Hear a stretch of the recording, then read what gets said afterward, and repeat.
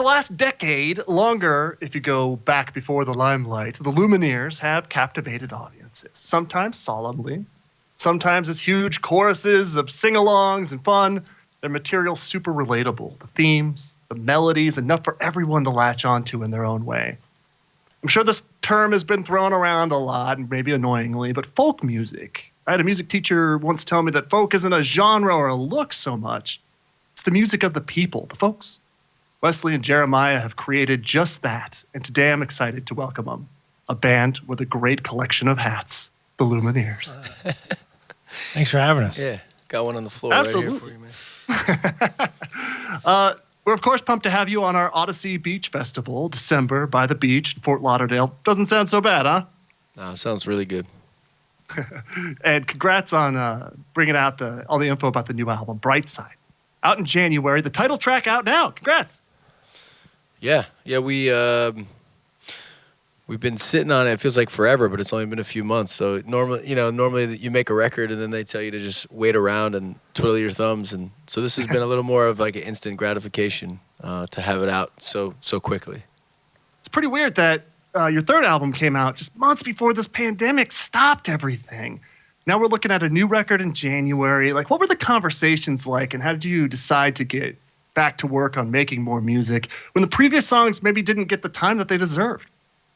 Yeah, that was tough mentally. Just that like you said, the album came out, I think was it September of 2019, and then we went on tour in Europe for a month, and then early 2020 we were able to tour a little bit in the United States and Canada, and then the pandemic happened, and we hadn't played a show for about 552 days. But going back a ways, there was a conversation about, hey, let's try to make an album so that when the pandemic, ideally, when things start to open up again, when concerts can happen again, we won't feel so behind the curve. And we sort of just had to swallow that pill that the tour and album 3 was just gone and it wasn't coming back. And while that was hard, it was really also, I think, gave me and Wes a lot of inspiration. And just to go back into the studio, we had a handful of demos, and we just sort of went into the Catskills where we've made the last 2 records. Worked with producer Simon Felice, and I don't think Wes or I really thought we had a full album in us. I don't know. I personally didn't think we had a full album, and then we did. I don't know. It was an interesting process, to say the least. Your fans got kind of robbed too in the process then because of what you just mentioned. How did you make contact with them during the shutdown? How did you stay bonded for a band that's so great live?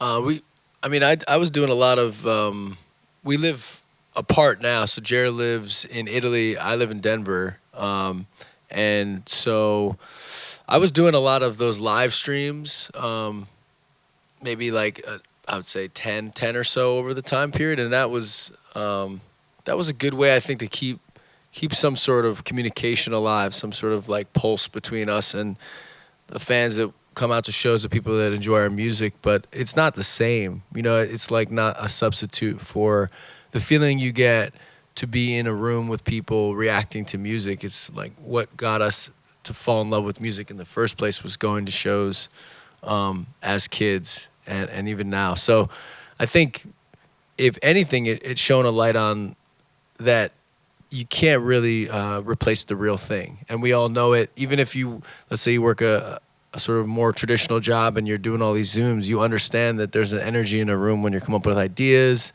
that just really works a lot better in person. So music's definitely no exception to that. And I think we get beat up by the road sometimes. We're out on the road for such long stretches. And I think this time around we played a show a couple nights ago, and we were so fed by it. I think you think when you get up there that you're giving so much, you're exhausted, but we really were. I'm still high from that show, and it's been 2 days, so it's amazing. It feels like we had a bit of time to kill these last 18 months. I spent a lot of time streaming stuff. I think everyone did. What are some of your favorite podcasts that you've been listening to? I like Crime Junkie. I like To Live and Die in L.A. Season 2 is amazing. And then there was something called The Shrink Next Door. I think they're making a show out of it, maybe with Adam Sandler. I want to say, I forget who's in it, but somebody. But yeah, I like all these true crime podcasts. I dream about murder. Think about that. Oh my God. Yeah.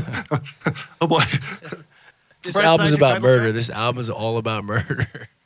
I'm just The kidding. way It's that you not. looked into the camera and said that was terrifying, just for the record. So, Yeah, we're embodying it. okay, good. Taking it really to the limit. That's good. So, Bright Side, title track from the first single from the new album by the same name. Musically, it's so steady and full sounding. Tell us about it a little bit, please.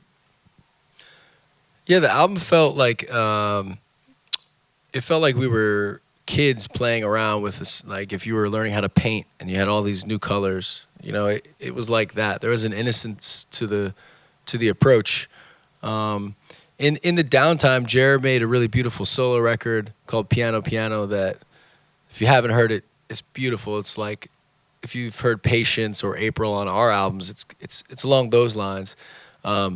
And I had made a solo record of like cover songs.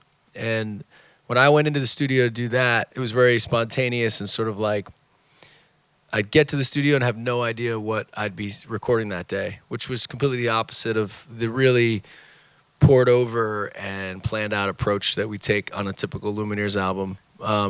And so with this one, we made little demos on our phone, on our voice memo feature, and we just showed up with that. And I think the producer was a little bit like, I don't know if these guys are ready, and I think it caused us to do things like Brightside. It has a drum beat that came up with on the spot that day, kind of by accident. Jared warming up. The guitar on it is like a guitar that was just sitting in the studio that I would never pick out in a guitar shop or play normally. It's this beautiful Gretsch White Falcon. It's like this Neil Young style guitar. And things like that don't happen when we plan everything out. So I would say the best way to describe it is the album is like this. Sometimes when we used to make records, there'd be, we need another song or two, and there'd be these buzzer beater songs. Like Angela is a great example of that, and the whole album is like a bunch of Angelas. It's like last minute, we don't really know what we're doing, but we're really curious and we're really kind of open. That's awesome. How about the process? Do you prefer the process, the creativity part, or the live performance part, or maybe somewhere in between there? For me, I've always really loved the writing, but I think when you tour so much and sometimes too much, you really love the studio. And then after this pandemic, I mean, like Wes was saying, we just played a show in Santa Barbara 2 nights ago, and I'm still like completely smoked from it. I'm completely depleted, like emotionally and physically. It was such a high to play again with the band, to play in front of, a few thousand people. I can't wait. I'm chomping at the bit to go back on the road. I can't wait, but I think that, when you have things in moderation, or everything has its sort of season, you write, you do promo, you hit the road again, take a break, write, rinse and repeat. I feel really ready. Like after a really hot summer, you're kind of ready for the cold.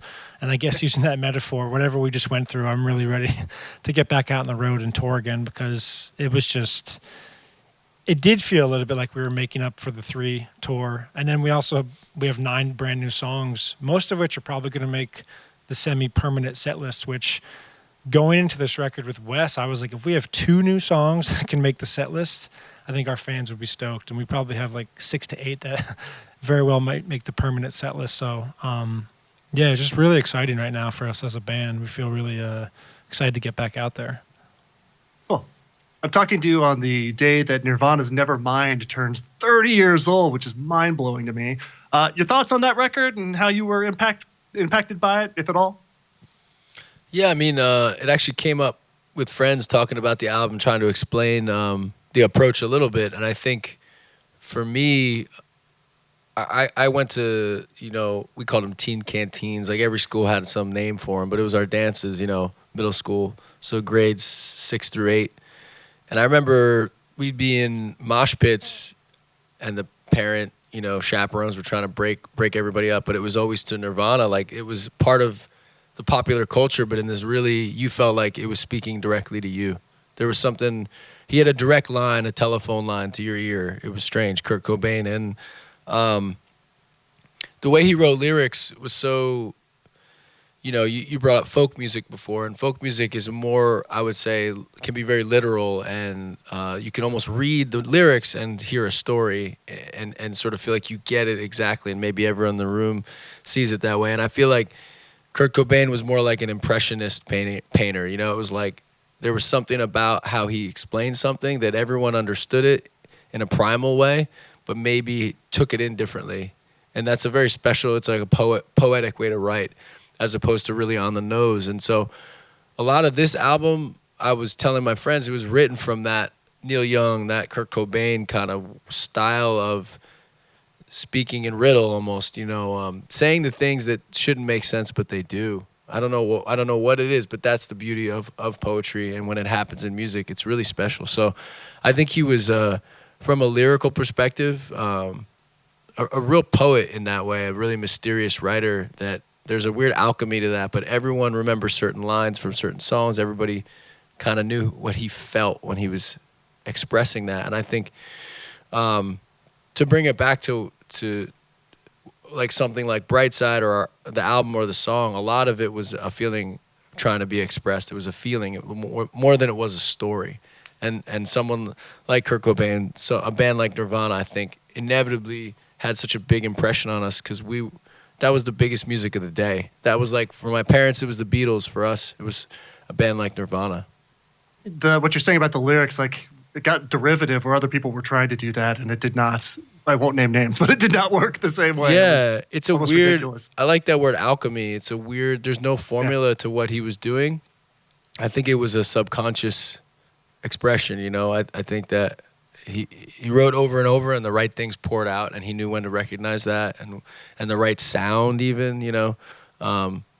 But there's so many lines that he has that stay with you and you're not really even sure why. But it's just like haunting. It's some phrase, some turn of a phrase. So I think I have deep admiration for that and I know like there's way more drums on this new album, and I think, I mean, I remember we bumped into every musician. I think has a Dave Grohl story, like every musician has a Bruce Springsteen story or something. But he almost like Taylor and Dave almost like saved Jared's drums from falling over at this event we played. So they're knowing at least someone from the band and having that beautiful interaction with them for a couple of days around, I think it was around the Grammys, was just really kind people for people who we were, don't have to talk to anybody if they don't want to. I think we got to play the Clive Davis party, which is a huge honor, the night before the Grammys, and we've only been to the Grammys once, and we lost 0 for 2. But we played the night before, and at the party, and we were doing our song "Ho Hey," and I had like a crash cymbal. We were in a row, the 4 or 5 of us, and the crash cymbal kept falling, and I kept mid-song having to, lift it back up 2 or 3 times. And then the next day at the actual red carpet of the Grammys, I felt like a tap on my shoulder, and it was Dave Grohl, and he was like, "Man, you guys were great last night." And I'm just like, "All right." And he said, "Yeah, your crash cymbal kept falling, and me and Taylor, we were going to come up and hold it." And I was like, "Shoot, like, why did I fix it? They would have come up, and it would have been the coolest moment of my life." And it's just incredible what he did with the Foo Fighters because they are such a massive band, and sometimes it's easy to forget. He was also the drummer for Nirvana, and it's probably not easy to forget, but you know what I mean? It's absolutely insane what he did from that tragedy of losing his friend in such a public, horrific manner too. It's crazy what the remaining members and all their families had to go through. So yeah. Cool. 25 years that band has been touring around and playing since Nirvana. That's crazy to me. Wow. So other than a handful of shows like Audacy's Beach Festival in Fort Lauderdale in early December, get that plug in, looks like you've only announced European and British dates so far. Fair to assume a U.S. tour is coming when we get closer to the album? Yeah, that's very fair to say. Excellent. I hope you get a better run at it this time than you did on the last album. We really look forward to Brightside out in January. Gentlemen, thank you so much for your time. Yeah, thanks for having us.